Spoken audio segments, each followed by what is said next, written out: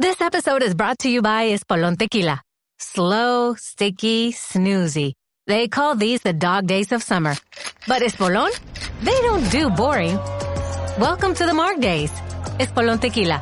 100% blue Weber agave, born to shake up your summer. Just add lime, agave, and a little attitude. Visit espolontequila.com.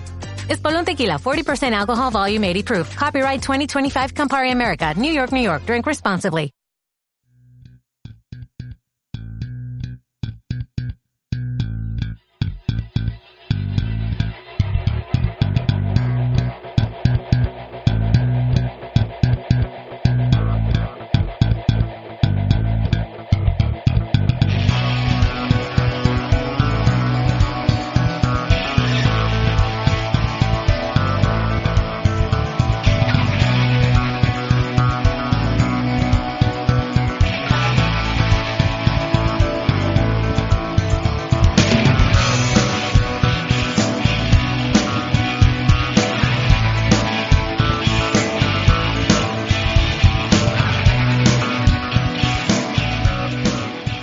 Welcome back to the Boundary Corner podcast.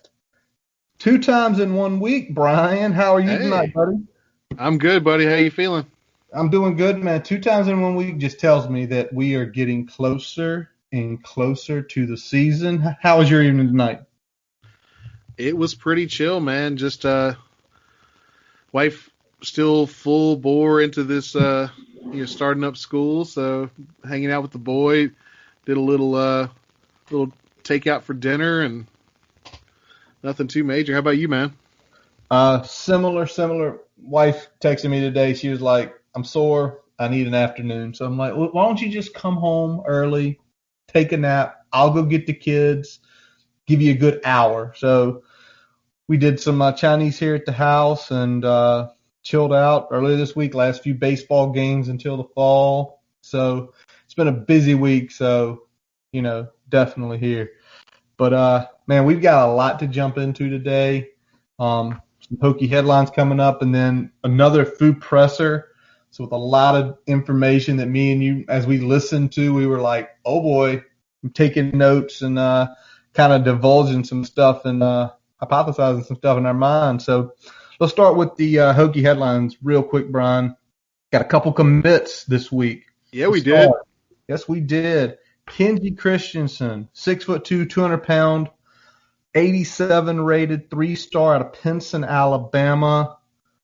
What do you think, Brian? That's a big boy to be a senior in high school. Yeah, he's a big boy, and he plays that way. I mean, looking at his tape, he's kind of your typical one-cut type back.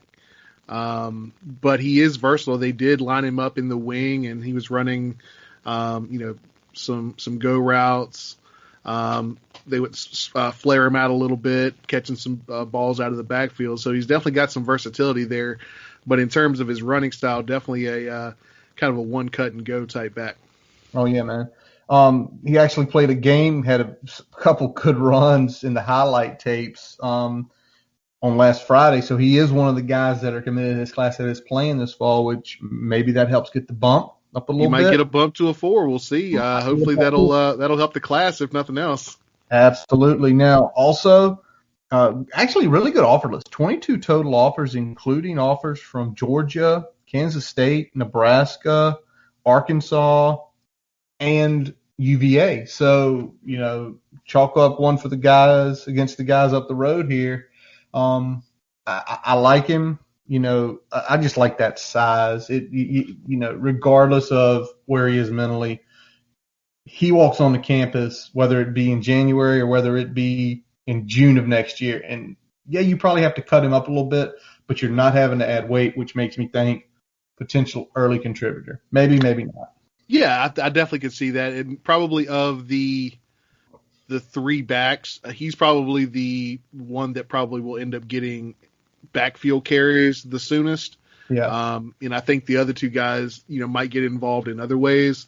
But I like his chances of getting in the backfield, getting those big time carries a little bit sooner there.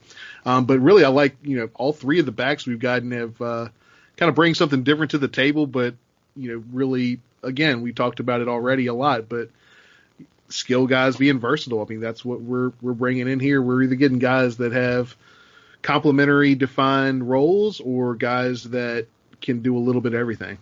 Yep, and you got to love that. Weren't done yet in the commitment category. Jared Gibble out of Winston-Salem, 3-star, 84 ranked, 6'4", 225 tight end. He had been committed to Charlotte before. We flip him. You know, it looks like I haven't seen his tape. Did you get a quick chance to look at it, Brian? Yeah, I peeked at it a little bit. So seeing this commitment and seeing when it happened, I think that kind of tells me we're not sure about probably one of our the two tier 1 guys we're looking at, whether it's Dingle or Oots out of was it South Carolina? Yeah, South Carolina, out of Rock Hill. Yeah, so it sounds like to me we're at least shaky on one of those guys. Wanted to make sure that we get Gibble in the boat here, so we go ahead and get that offer. It also looked like there may be some other Power 5 schools that were about to send him a committable offer too, so we got out ahead of that. Went ahead and got him in the boat, so I think that was a good move by us. And looking at his tape, he's a willing blocker. He's a guy that can block pretty well, and good job of high pointing the ball on some of the seam routes that I saw him run. So I think he's going to be able to complement us a little bit in the run game and in the pass game. So I think it's a good grab. I mean, nothing stands out. He's not a guy that the tape really jumps off at you, but solid in all phases. Well, and again, that's something you always want to hear about a tight end, because I was getting ready to ask you, was he a joker? Was he an in-line guy? Well, what you're telling me is he probably can do it all, which you kind of want from a tight end. At least what we do, because when you have the guy that can do it all, you can really create bad matchups. Regardless if he's a burner or if he's a great blocker, if he can do it all, they just put him out there. Let them figure out what we're going to do with him, whether he, runs a TH back position, runs a wheel route, or is getting up to the second level as part of some blocking. So, yeah, not the biggest offer list. Again, flipped him out of Charlotte, but again, add one more to the class. And to your point, probably on shaky ground with somebody. Let's go ahead and get a solid player in the boat. Let's move on to the next one. All right, Brian. It all wasn't good news this week. About no, it was not. 4 hours ago. Luckily, you saw the writing on the wall between the crystal balls and some other conversations elsewhere. Probably the number one target for the Hokies in this recruiting cycle. That was definitely the last of the big ones in terms of in-state for sure. Definitely last in-state for sure. Shuts us out in the top 10. Tyleik Williams commits to Ohio State. He is their 14th rated recruit out of like 16. So the rich get even richer.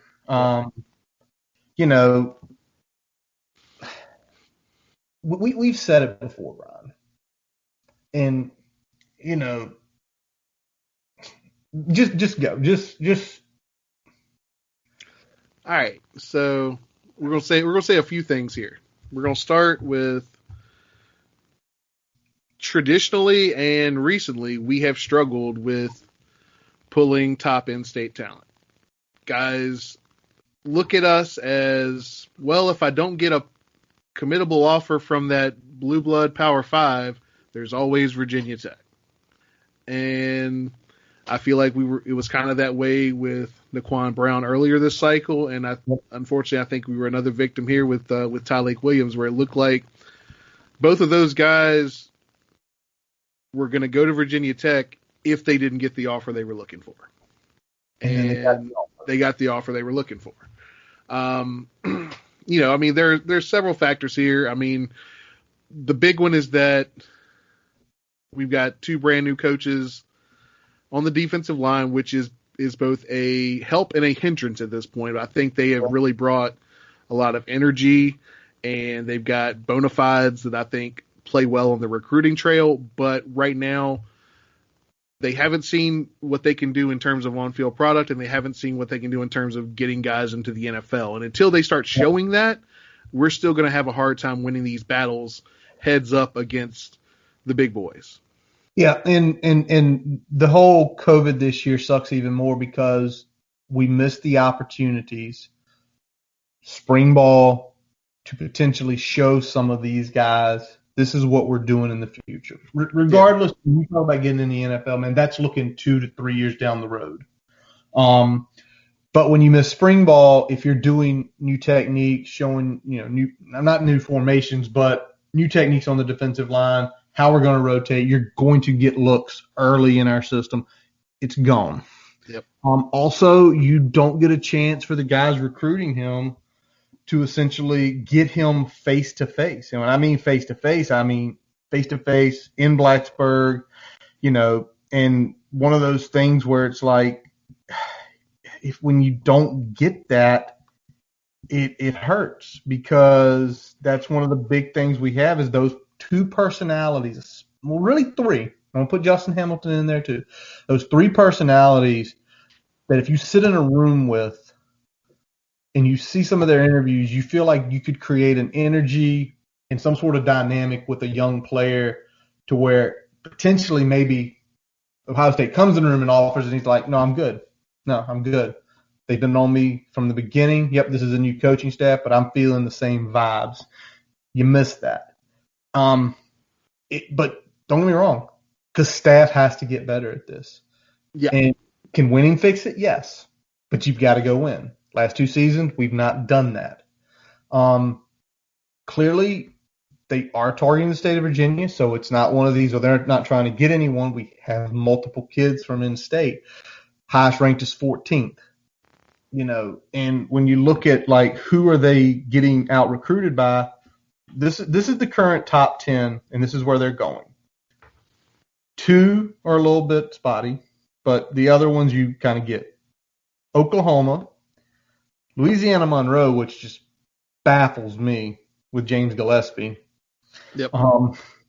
Trenton Atkinson is going to West Virginia. That's far western part of the state. Does that shock you? Nope. Taylor's going to UVA. Aaron Willis, former commit, Tennessee. George Wilson's going to South Carolina. Gilliam, Oklahoma. Tyleik, Ohio State. Travion, Ohio State. And Tristan, pretty much people are thinking they're down to Clemson and LSU. Yep. Take Gillespie out, and then the Logan Taylor thing, you know what? That's the thing about recruiting in state. Your rival can go get those guys, and they did. And for them, they need that help. I mean, I guarantee if Logan Taylor's not starting next year, that is a whiff for them. Yeah. A big whiff, because that offensive line, you've already discussed in the past, they are thin. But then you look at the other ones, it's the George Wilson's the only one you can say, well, South Carolina's, they're an SEC school. He wasn't getting recruited hard by a lot of teams because of the expectation he's probably going to play basketball. So, yeah, so it sucks. They need to do better. Again, hopefully a great season this season, piggybacking on going into next year, having your normal recruiting cycle where Ham, Tap, Tyleik can all get on the trail. Changes that. If it doesn't,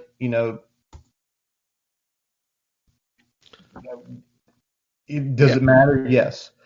But if we're winning 9 to 11 games a year, all right, you don't want to come here. That's your prerogative. We're running less than that.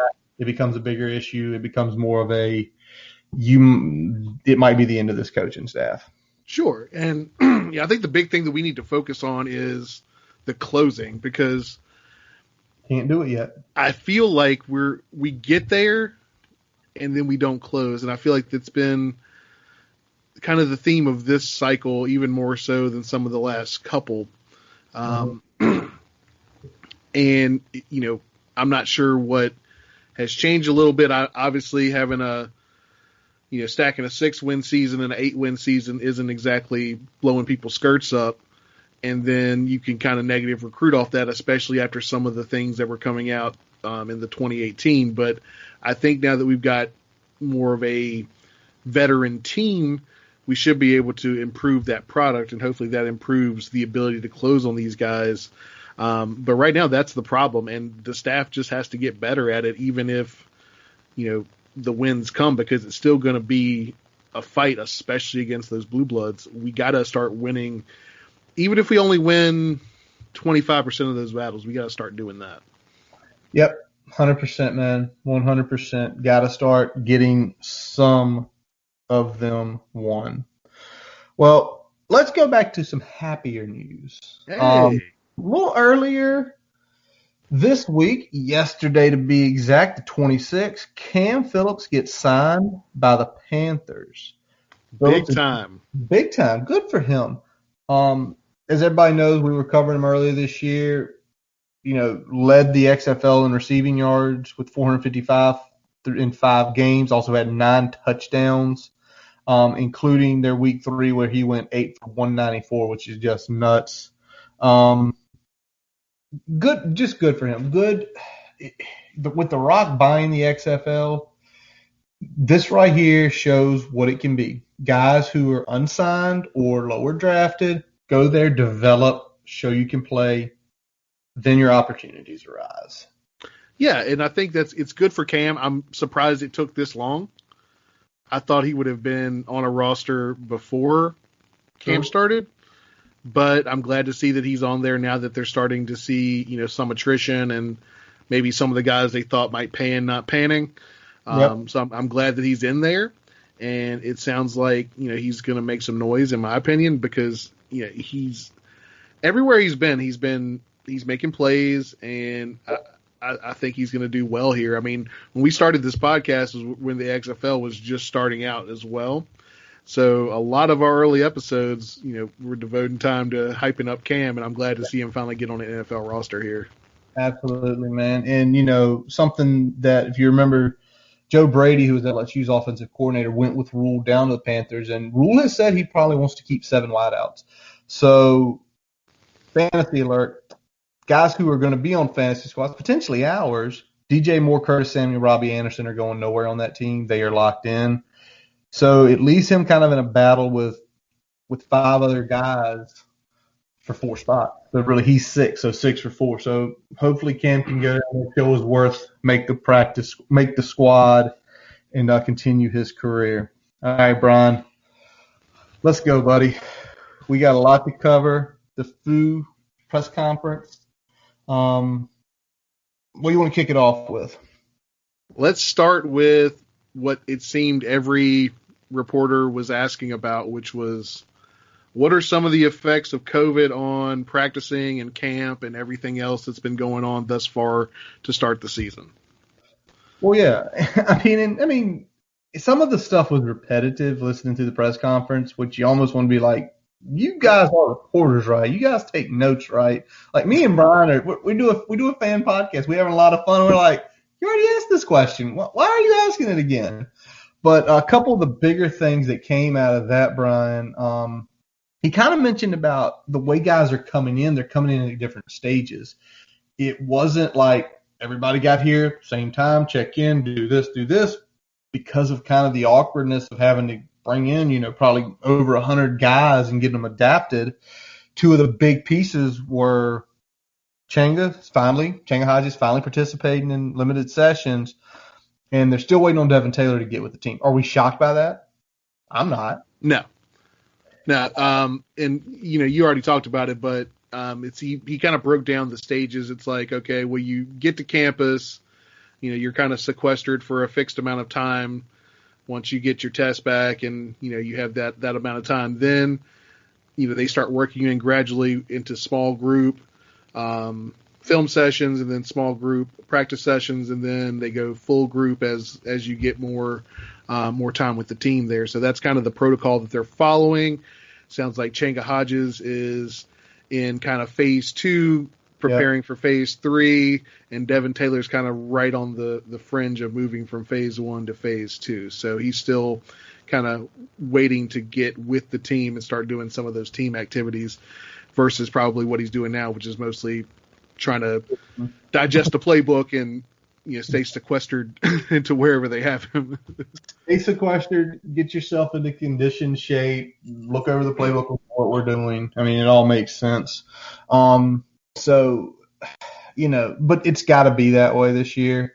And there's no way around it. At least you feel comfortable how they're doing the protocols, and they're not taking risk of infecting a whole team. He also mentioned no additional opt-outs. Yeah. Eh. Go team. But let's go to something we mentioned it. He kind of mentioned about doing the contact tracing and how it could remove several players from team at a time. And we have not been affected yet, but you saw the two big stories in the last couple of days. The Lincoln Riley thing that came out basically saying we essentially lost an entire group that has to play on the field at the same time but one person. Yep. And then LSU comes out and says, we essentially lost 4 guys. They said it from our offensive line. Yeah, offensive line. And the question is are they infected or are they simply contact tracing where backup left guard got it? He's always around those guys, which sucks. But I think I sent you the link yesterday, the new test that came out. I think that's a game changer with that test. Yeah. It literally. Yeah, if they're able to get that going, that's going to make things a whole lot easier because, no longer are you having to precautionarily quarantine an entire group of folks because of one positive test. Yeah. Positive, then no, they're gonna have to quarantine for a couple of days. Yes, but not an extended period of time.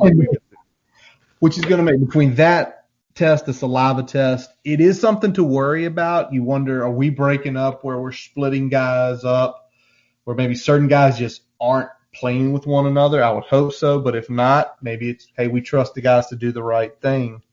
But that would suck. I was mentioned today, what if a team raises their hand?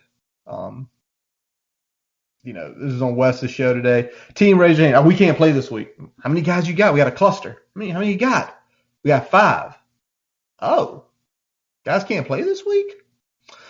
What they're not telling you is, we got 3 starting offensive linemen out, our starting running back, and our best corner out. We ain't playing this week. We got a cluster here. Versus somebody tells you 10, like, yeah. You definitely can't play. You're missing 10 guys regardless. So any 10 guys off of a travel squad is going to be a big deal. Big. 3 to 4 guys, that's only maybe slightly higher in 1 week than what a typical injury report would be. So exactly, there's manageable and there's not manageable. And I get what you're saying is that it depends on who those manageable players are. Exactly. Couple other things he mentioned, and I want to ask you about this. The sideline game day changes. There's going to be bigger areas for the players. The shield altered. We saw the tweet, it looks awesome. And from the sound of it, they're getting more used to it. Give me your take on both of those, because more room on the sideline. I'm sure some guys would be like, that's great. I'm sure some guys, I would think offensive linemen, like, no, we need to be near each other so we can be talking and freaking communicating. Yeah, I mean, this is really big in terms of just sideline after a series. Offensive linemen and really the entire defense is usually pulling themselves to the side and talking through things as a unit. So that's going to be a big thing that they'll need to work around and figure out a way to do that that's safe and at least, arm's length apart, if nothing else.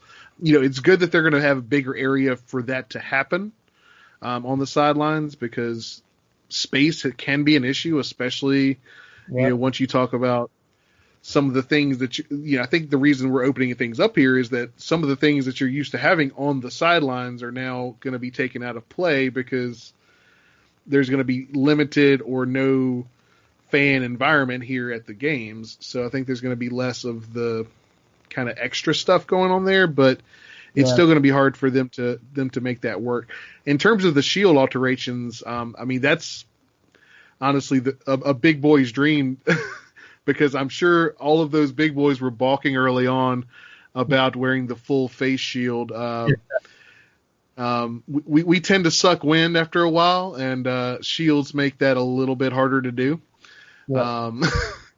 So I imagine that's definitely news to the ears of the offensive linemen and some of the guys on the defensive side of the ball as well. So I like what they're doing. I like that they're not just saying, well, here's what you got. You either wear it or you don't. They're trying to make it work for everybody and still do it safely. So I like that they're taking those steps. Yeah, absolutely. And they're trying to make it where they're protecting them, but at the same time, as you mentioned, trying to make it breathe, because clearly 300-pound guys out there sucking wind, you need to get them air. And especially sometimes when we run those tempo plays where we hit a big one and we're lining up to go quick, like, gotta let them breathe. So it's I'm not trying to pass out after I've sprinted 50 yards to get the next playoff so we can get in the end zone. Nobody is. All right, so not all good news the last couple days from the ACC as a whole. You know, we had the UNC cluster outbreaks. Notre Dame had their cluster outbreaks. Notre Dame looks like they're getting back on track pretty quick. Yes. And then we had the NC State outbreak. Best part of this news, Brian? The plug was not pulled. Not by the teams, not by the ACC. Nope. Think that with those happening, and there are other places too, you're hearing it at other campuses and other conferences, I don't think anybody's pulling the plug. I think they feel like we know it's going to happen. We're trying to protect our guys best we can. We're trying to put them in good situations. We've got the tests. The whole myocarditis thing, which now is nobody's talked about anymore. When all these clusters broke out, I wonder why. Yeah. Because doctors were looking at it and saying, because now it's like it's even rarer than initially thought. I think I read that the other day. So, yeah, but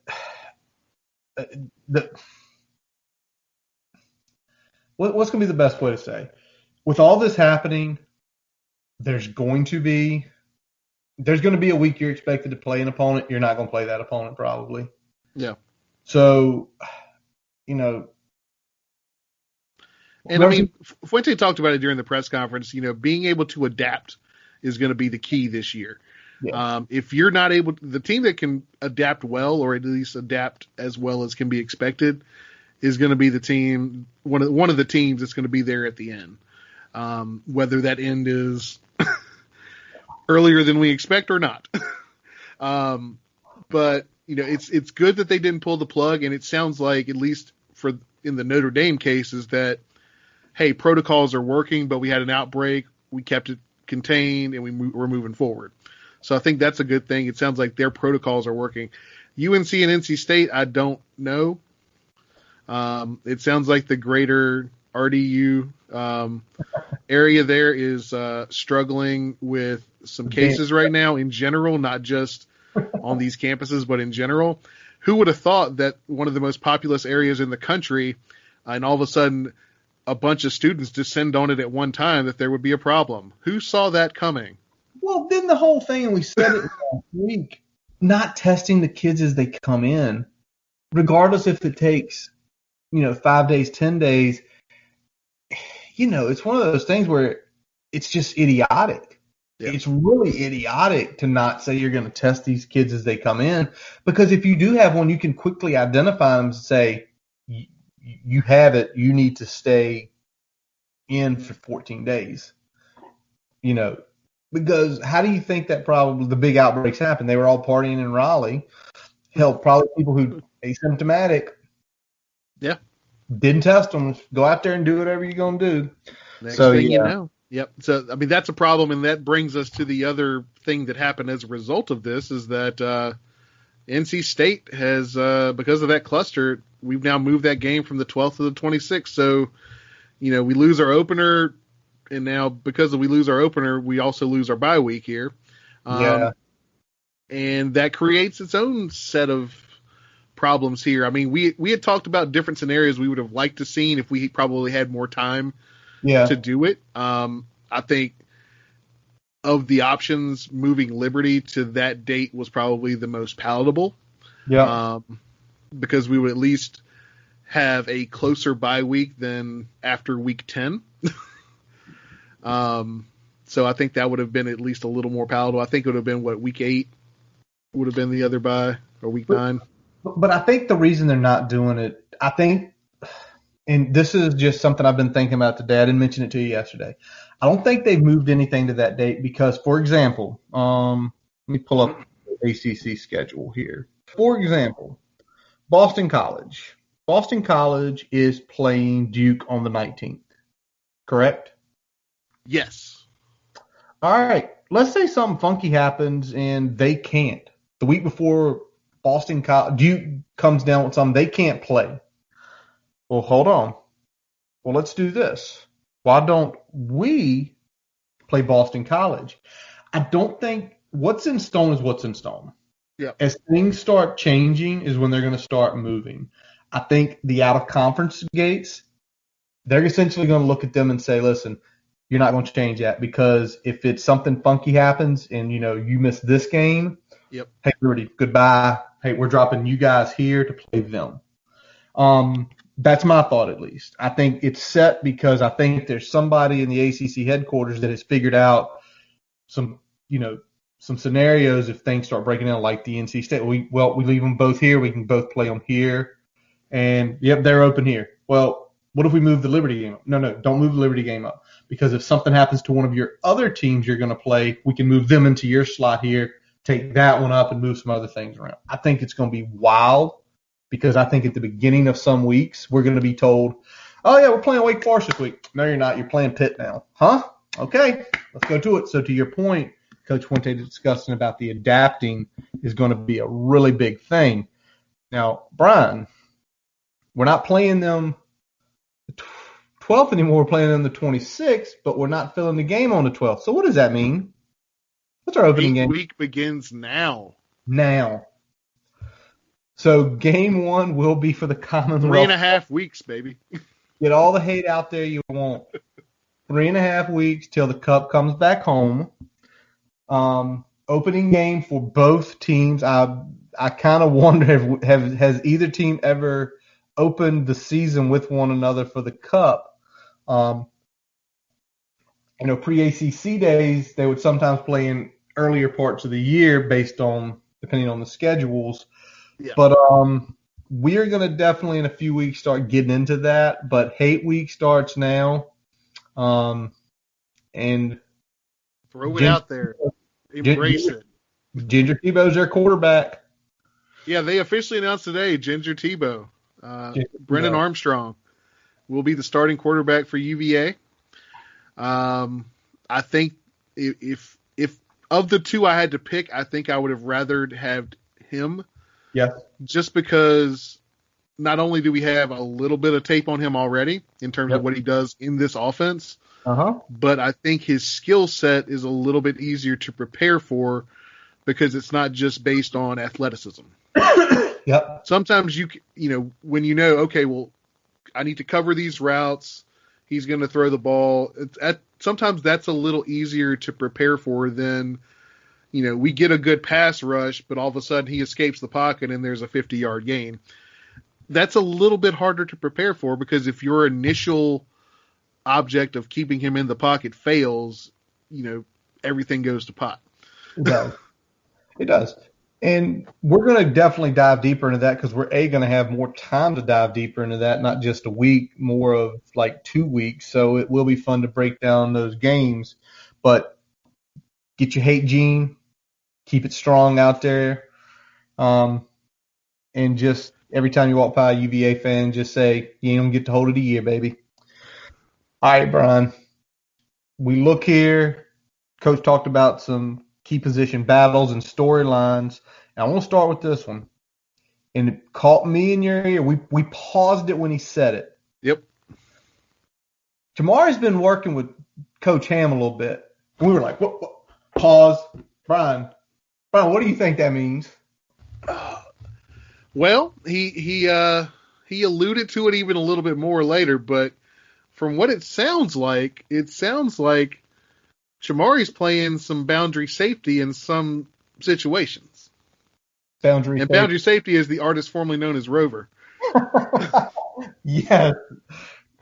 Actually, we need to put that somewhere. Boundary safety, the artist formerly known as Rover.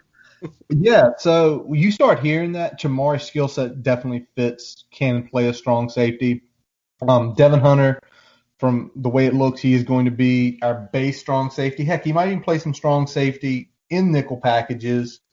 But we know Jamari's skill set. Jamari does have some cover skills. He is a hard hitter. He can play some zone. And it tells we discussed it, and I kind of rolled through it with you, Brian, as we were talking about it. It tells me we might have, for the first time, in maybe a long time, maybe I feel like ever, we might have a true nickel this year, a true nickel package versus playing our base all game and just changing some of the coverage alignments for the whip. What do you think? Yeah, that's what it sounds like to me, and I'm not sure if this is going to be something that's going to be, that we're going to go to in any long third down yardage situation where we feel like we can sub. I'm not sure if it's going to be that, but it sounds like, at least situationally, we might go to that. So, prime example here. I mean, there's some teams that, don't go 3 and 4 wide on third and long. Probably not a necessity to throw out your nickel package there, but the teams that consistently do, and you have an opportunity to sub and match up better with that, more than likely we're going to do that with, either, Murray, Taylor, or Chapman out there playing, a true nickel corner, and Chamari Connor rotating to boundary safety, artist formerly known as Rover. I could definitely see that happening with some of the things that J-Ham is shaking up here. So I really like the idea. Like I said, I'm not sure if it's something that we deploy all the time, but I think we would at least do it when the situation works and we have the opportunity to sub. Yeah, absolutely. And when you have those guys on at corner that can play it, you've got to take advantage of it. You've got to take advantage of Chamari's skill in doing that. Coach said a couple other great things about Chamari, about, obviously great player, talked about how he's become more of a leader this year, really physical. And we saw that last year at playing whip, man. He liked to hit people, Jesus. And then, just again, that talking about working with J-Ham, I think that's, again, a thing that J-Ham can offer whoever plays whip in the future. If we continue, again, they're still calling it whip, but is that going to be a new product of the J-Ham system where if you play whip linebacker, you're going to get some looks at strong safety? That helps selling that position where it says, hey, when we go to nickel, you're going to play safety. Now, what that's going to do for you is, as you start developing, now you get your opportunities to show what you can do potentially for the NFL. And I really like that. Yeah, and I think it might be another, call-specific type situation where if we're going more of a zone on third and long, you might leave Devin Hunter in. But if we're going man, if you have the opportunity to sub, you might do it. So I think it could be deployed that way. And again, like you said, working with J-Ham, and the line was J-Ham doing things that help play to Chamari Connor's strengths. And I think when we talk about overall versatility on the defense, especially in the secondary, Chamari Connor is the most versatile player we have because he does a lot of things damn well. He's not quite elite level coverage, but he's damn good. He's not quite elite level in zone, but he's damn good. And I think because of that and the physicality that he brings, that's why they're using him as kind of like a Joker type role on defense where he can kind of do multiple things. The last thing I would ask, Brian, is even some of those times when you're going to leave him, let's say you leave Hunter on the field, could you see him playing some like nickel linebacker to where you're almost going to leave Rayshard in straight middle? You take Dax off the field in this case. You leave Rayshard to play Mike and let him go, whatever weak side is, stay in there. It gives more looks. Yeah. Do you think that could happen, or am I pipe dreaming that? I think that could happen, and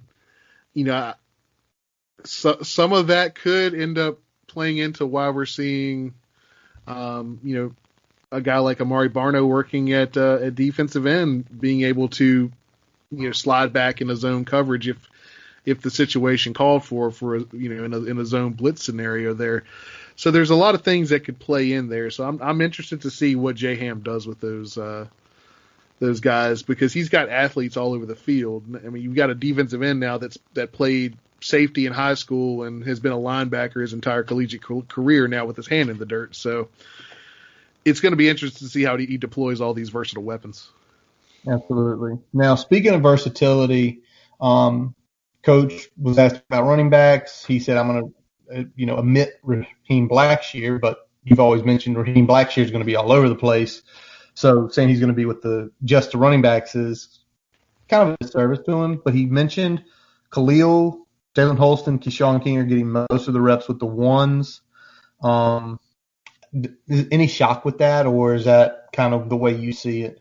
If we took Blackshear out of the picture, that's what I figured was going to happen. More or less, I figured Khalil was going to be getting, the 1A carries, and Jalen probably 1B, with Keyshawn having kind of some either spell packages or packages that are specified to his strength, since I think he's still coming along there.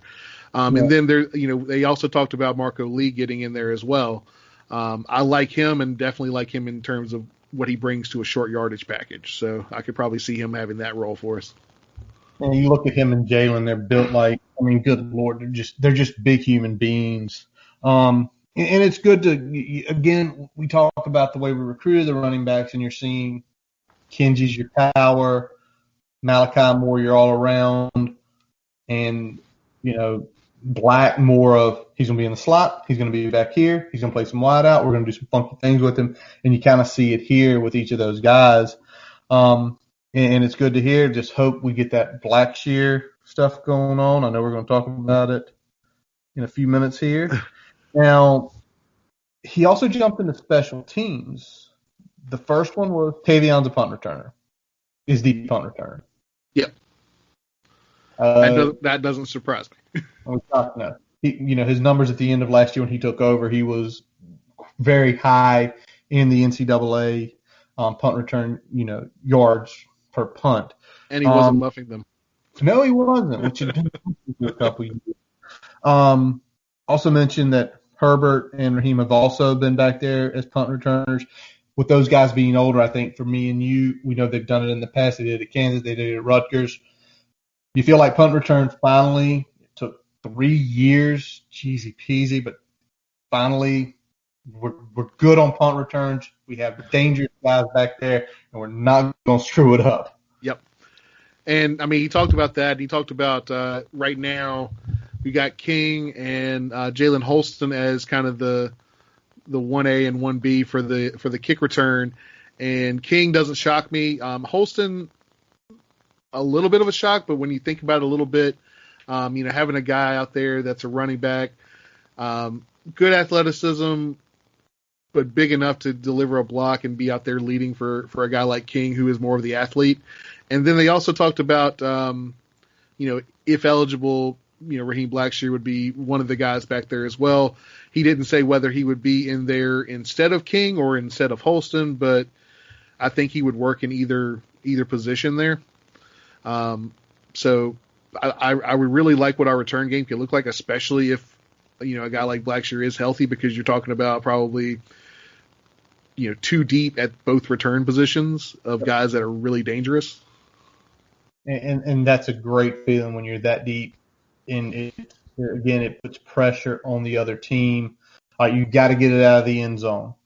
Well, as we've seen sometimes when guys try to get it out of the end zone, they put it off the sidelines and you get unbelievable field position.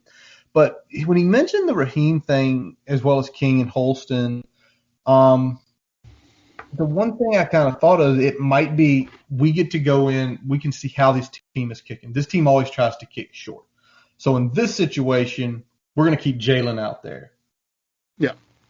Keyshawn and Raheem's going to go to it. Jalen's going to start setting up blocks. If this team's putting it in the end zone every time, we're going to keep Raheem. We're going to keep Keyshawn on the field, because if they miss one, we want one of our 2 faster guys back. So maybe that's what they're looking at. But again, you think of Jalen Holston's size. He can get it out of the end zone, but he also can deliver that crushing blow, man. No doubt. All right. No doubt. Brian, you got some stuff on the defensive ends, especially kind of two new guys. Yeah, so Fuente was talking about, he asked the question about the two kind of newer guys that have gotten some buzz from all the camp practices, that being Justice Reed and Amari Barno. Talked first about Barno, said he could really run, and he's getting better every day at, learning the position, but it's going to be a process, which, doesn't really surprise probably anyone listening here. As we stated earlier, high school safety, been playing a linebacker for a long time. This is his first time really putting his hand in the dirt. It sounds like he's taking to it very well, which doesn't surprise me based on his size and athleticism.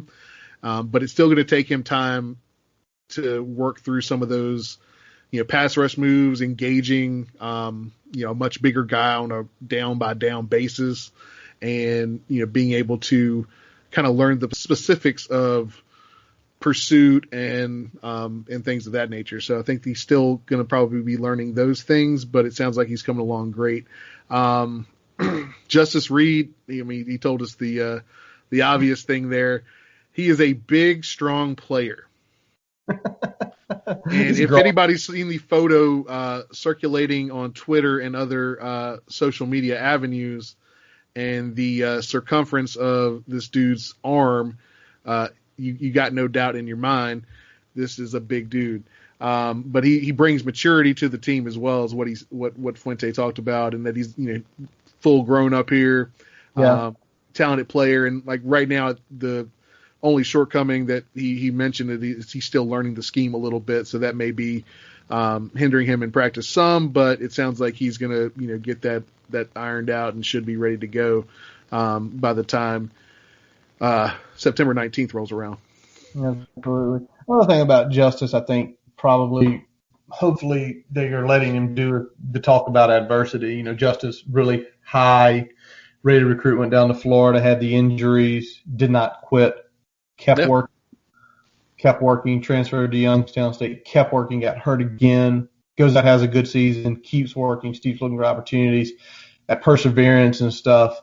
I'm sure sometimes hearing it from a teammate about certain issues and certain things can definitely motivate guys, maybe even more so than the coaches. So I really like having him here. Maybe we'll have him next year too. He can be the first, 8th year senior, something like that. Something like that, yeah. And like you said, I like that he's a guy that, he had a lot thrown at him coming out of high school, being a really high recruit, and then was handed some pretty rough hands, but he's kept at it.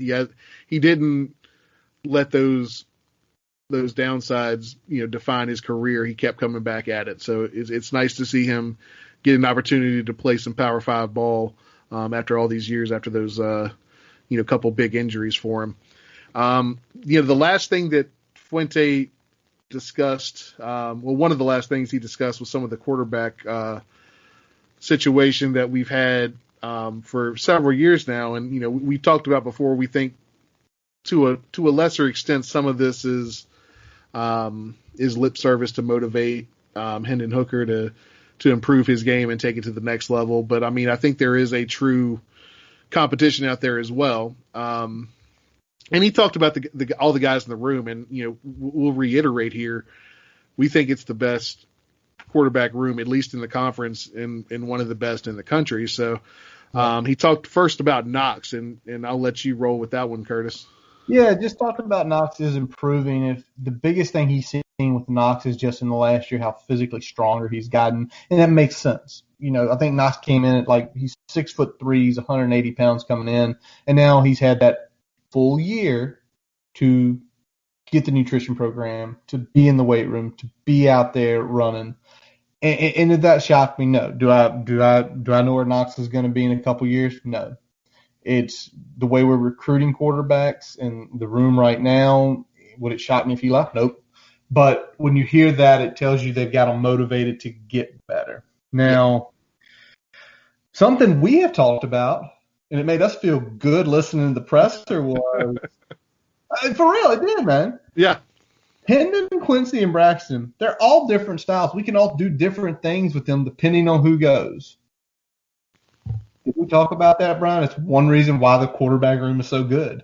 Exactly. We talked about that. We talked about how, if one guy goes down, you can adjust your playbook and play to the strengths of these guys, because all of them do at least two things really well, and you can kind of just run your offense through those things. And just looking at the way they have played, I think, Hendon, in terms of all the things he brings to the table, specifically the leadership and the way he handles a huddle, are going to be what puts it over the top for him in terms of, maintaining the starting role and starting the season as our QB1 here. But he talked other things about Quincy and Braxton as well. It sounds like Braxton has had a really good camp. Yep. It sounds like he's picked up his accuracy, but it does sound like he does take some more risk with the ball. But apparently those risks have paid off for him in camp, so I'm not sure how that's playing. But he's definitely, I think, Hendon's definitely a guy that he protects the ball, and I know Fuente has always preached protecting the ball. So I think that's another thing that we'll look at. I don't know if the things Braxton's doing well are looked at as a good thing or a neutral thing, depending on how much risk he's taking in order to do them. We know what we're getting with Quincy, and it sounds like Quincy has taken some steps forward in his accuracy in the short passing game, which is what we wanted to see, because we knew he could throw the deep ball, and we knew he was a big dude that would run you over. Yeah. And if he can put that intermediate passing game into play, he's going to be a lot of trouble for guys. So tons of trouble. Again, the room, it was like they're making improvements. I still think Hendon's the man. 13 touchdown passes, 2 interceptions last year. I mean, literally had us in every game, averaged almost 37 points a game. You don't backtrack that. You don't. And again, I think what you're saying is coach is trying to keep him motivated to continue to push and be the best he can be, not take your eyes off the prize, and that's why he's not named anybody yet. I'm going to say this. Today is the 27th. Tomorrow will be the 28th when we drop this. I think Coach Fuente on roughly the 9th or 10th will drop to the starters. He did that similar every year. He usually gives it about a week out. Maybe he goes a little bit closer with the UVA game, but, that is what it is, man. Yep. All right. Brian, he mentioned 2 specific freshmen. One guy I think maybe a little bit shocking. The other guy not at all. The shocker, Keontae Jenkins. What did you think when he kind of mentioned Keontae, which Jacksonville kid, Florida kid, they're different. We know that. But when you hear him kind of getting praise this early. Yeah, that jumped off for me because he wasn't one that I necessarily had right on my radar as being a guy that would pop this quick. It shows me that he's quick at picking things up, because you don't come in and make an impression like that if you're not good at picking things up pretty quickly, especially at that position. Yeah, especially at that position. So I really like that. That definitely gives me hope that we might be able to see him. If we don't see him on the field a decent amount, outside of special teams, obviously, this fall, I look forward to seeing him next year, potentially make some noise. And that's big news for me, because I like I said, he wasn't on my radar as a guy to look out for when camp started. Another guy that I wasn't shocked to hear was that Robert Wooten has been showing good flashes in camp so far. Him along with Alec Bryant, I said, were probably 2 guys that you would want to look for as being able to make an impact. Usually D-line guys, especially guys with their size, tend to pop quick if they've got the goods. So, hearing his name mentioned in there doesn't surprise me. Yeah, and you hear him having the goods. You talked about him. You have mentioned him and Alec Bryant. They already have the bodies. They can come in and contribute day one. Helps with defensive line depth, and goes right into the next thing we're talking about. Red shirts? You don't need no stinking red shirts. Not this year, baby. So basically, with the NCAA eligibility rule, we discussed that earlier this week, and Coach was just straight up. It was hilarious. He was like, all hands on deck. Everybody, basically, if you can show something, you are going to play this fall. Yeah. Is awesome. And I think, we had talked about it. We said that's going to be a really big thing for special teams, right? Because while some of these freshmen might not be frontline talent guys that are ready to, play every down or play a significant number of snaps a game, they are guys that can get out on special teams, make some plays for you, and potentially, if nothing else, give some of these guys that are every down players a breather. All things being equal, you want the younger guy out there, so you're not wasting the guy that's playing every down on the special teams unit. Now, obviously, if there's a clear advantage to a veteran, then you go with him. But if there's mostly an even swap there, get the young guy out there on special teams, no doubt. Get him out there. And then he kind of mentioned it was one of the funnier pieces, and it's all of us. No clue what's going to happen after this, how the management of the roster is going to happen. Basically, he's saying, damn the torpedoes. Yeah. You have the talent, you are going to play. And me and you kind of talked about, well, this also gives an opportunity to maybe saving some of your starters because, we only had 14 guys, and I think, you think about a couple of the guys transferring in like Changa, like Devin, where if they aren't ready, you can say, hey, guys, you can redshirt your seniors. Redshirt senior this year, play next year. Well, I know, right? Hey, transfer in. Hey, sit the bench for a year and do it.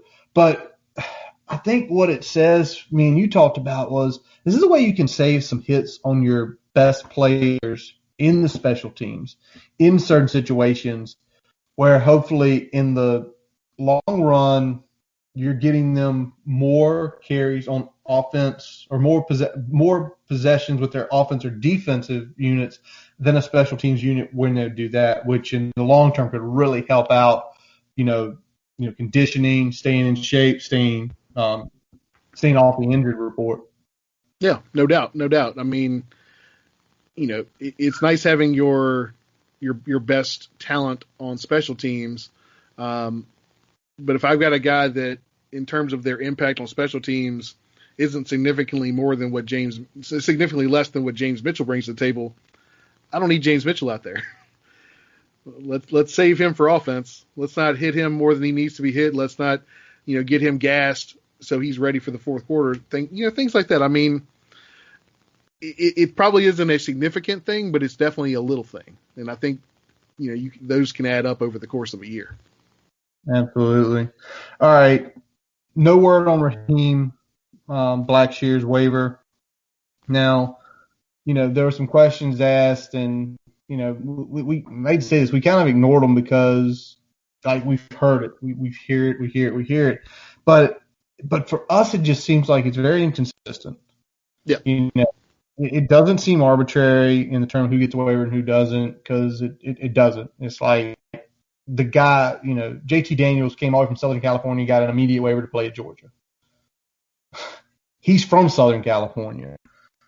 Pretty sure he is. Let me look at that. But that makes no sense whatsoever. Guy born and raised in Santa Ana, California, can get a waiver to go all the way across the country to play. This guy's coming from Rutgers, down, coach fired, new coach, all this crap. So, it's irritating. Coach was, they don't handle it. It's done by compliance. We all know that. First of all, anybody out there listening that doesn't know that, please do a little research. Understand all this isn't in the coach's hands. But he mentioned something about, for him, he wants more clarity. I think everybody wants more clarity. It's one of those things where you almost want to say, when a guy gets a transfer, you need to say how he got it, why he got it. And if you don't be that transparent because it might make your organization look bad, then maybe you're doing something wrong. Yeah, I mean, that's the big thing I think that is frustrating for a lot of these schools like Virginia Tech. I know UVA's had a couple. I know some other schools in the ACC have had a couple that have been turned down. The frustrating thing isn't that they're turned down. It's that the application of who gets approved and who doesn't seems, again, like you said, inconsistent and unclear as to, what these other schools are doing to get the thumbs up and what we're not doing to get the thumbs down. There definitely needs to be some sort of training on this. And we spoke about this last time on the podcast. There's got to be a way that you can train these compliance departments on why this is going on, redact whatever information is necessary to, keep whose application,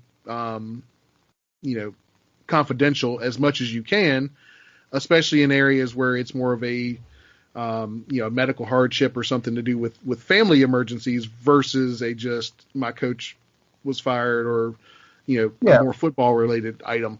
But I mean, we're seeing things that are purely football related in terms of what we see from the outside, and all of a sudden they get approved in something that seems to be equivalent, like a coach is fired at Rutgers, a hire was pending, and he announces his transfer, and then that not get approved. Okay. So, I mean, it is what it is at this point. I mean, at this point, there's nothing we can do other than wait for the appeal, but going forward, it would be nice to get some of this laid out a little bit more clear. We need somebody with a lot of money to sue the NCAA. Yeah. You got to show this. Hey, we got an Amazon deal, don't we? Ooh, maybe. Awesome news earlier this week. John Parker only tweets out he has gotten the scholarship. Coach mentioned it in the presser. Basically, the scholarship was not a gift. He truly earned it, and he did really earn it, man. A top 50. I think he's number 11 in the kickoffs last year, essentially down inside the end zone, which is a really good number. So, Coach, a lot of things to say about him being a great teammate and a lot of the stuff like that. But, Brian, he's a senior.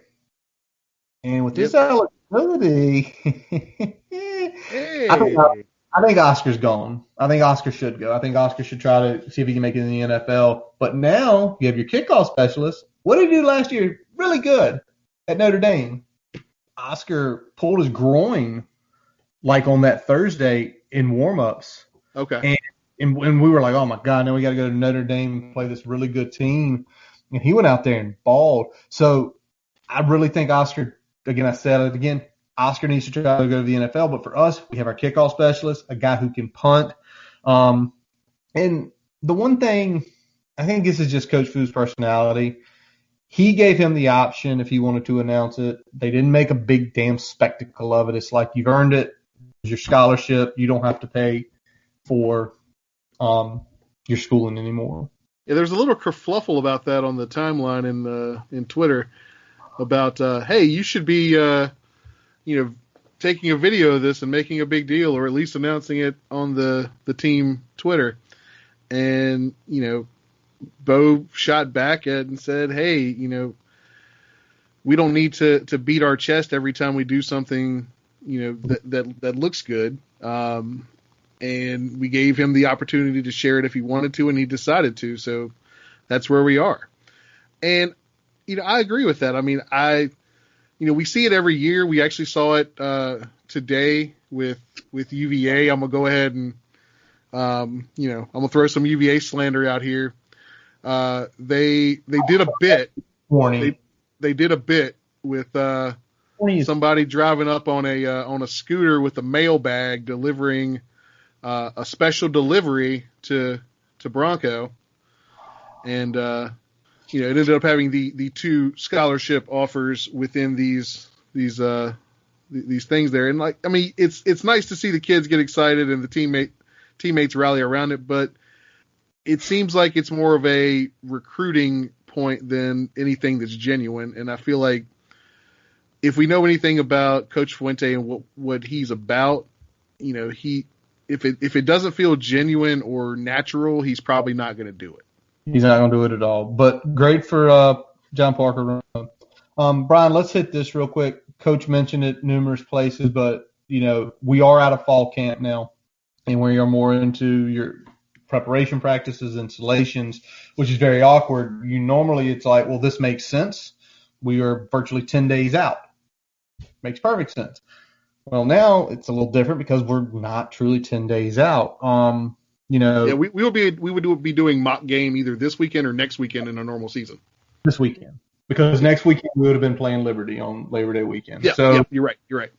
About mock game, I'm wondering, can they still do mock game with this stuff going on? Are they going to take them up to Hotel Roanoke on Friday night and stay and do all the walkthroughs down there? Probably not. I don't know. I would say probably not. I mean, I think they probably have something else, maybe closer to campus or on campus that isn't, retreat into your normal environment. Yeah. But I think I don't know if that's something that they would do just because of, the increased exposure that you're talking about, that comes with going into another city, into a hotel, things of that nature. So it'll be interesting to see what that process is like, because that's definitely going to be something that I think, as you said, is going to be a little different this year than a normal game. But I mean, as far as what happens on the other parts of it, which, team meal the night before, team breakfast the morning of, all the walkthroughs and all that stuff, all that's going to be the same. So, I think they'll still do it. I just don't know what the actual between the hours of 9 and 7 where they're going before into the morning is where that's going to happen. Exactly. And then again, going into where they're going to class now, less time with the coaches. It's more truly like normal game weeks. So, they're there now. And the question is, they're going to have, how many days? They're going to have essentially 22 days of this. You wonder, the coaches, again, he mentioned it, you've got to adapt to it, but what are they going to be doing? Or, is next weekend, are they going to run like a full scrimmage, like at Lane, to basically say, we're going to play in 2 weeks. Let's get one where we split the sides up. Let's play 1 versus 1s. Let's get guys in the booth where they're calling plays, and let's do it. Not mentioned, but again, for me and you, it goes through our heads. Are we going to do these things to get ready for the 19th? So again, a lot more questions to be answered, and we'll probably not find out unless you just want to go right around Blacksburg and the stadium and look like creepers. Coach was asked one other thing about what happens if we go virtual, and he had a lot of interesting stuff to say, Brian. Yeah, I mean, and that's definitely a concern. Number one, because students are now back on campus for going on full 2 weeks at this point. So things look different, right? And I think the concern is, a lot of these other campuses, kind of week 2 is when things started taking a turn for the South, and we're hoping that something similar doesn't happen in Blacksburg. To this point, the numbers have been low, and they've been consistently low, so we haven't seen any sort of spikes or anything like that. So that's been a good thing at this point. I can't remember, but I think the percent positive of the numbers that they've already tested was like 0.0025. Yeah, so that's a pretty darn low percent positive rate. Testing before you actually, when you get to campus, actually works. Yeah. Sorry. Yeah, so the positivity rate's really low. So you like to see that. So I think that's, as long as those numbers don't spike, I think they'll keep holding what they have. But he said if it does go virtual, that's not going to be his call in terms of whether, the players stay on campus or not. Coach is going to obviously make coach will approach that if his decision is made by the university. It's going to be easier if they go virtual, but football players are allowed to stay on campus. I think that is kind of an obvious thing as well, because we've seen, what type of success they've had with the bubbles, with the NBA and things like that. So we know the bubbles work. And if you can sequester your team away from infected folks for as many days as possible under this circumstance, the likelihood of there being an outbreak in the team is going to go down significantly. Yeah. And one of the last things he kind of wrapped with was the players the discipline has to be there even more so with people back on campus now. And it's on those guys. Like, you've got 20 plus days. Wear your mask, distance, stay away from tots. Yeah. Stay away from tots. And he made the point, football players have a lot more to lose if they contract the illness than your average university person does. So they need to be more diligent than your average student.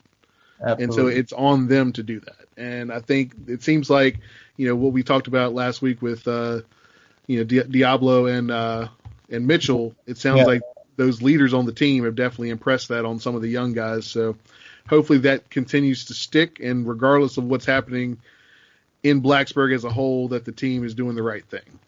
Absolutely, man. All right. Well, that is going to wrap up this episode of the Boundary Corner Podcast. My name is Curtis Wilson. I'm Brian Siegler. Follow us on Twitter, Facebook. Subscribe for the podcast on your favorite source, including Spotify and Apple Music. We always let our buddy Jason Long play us out. Catch him on Spotify and Apple as well. We thank you for listening. And as always, let's go. Hokies.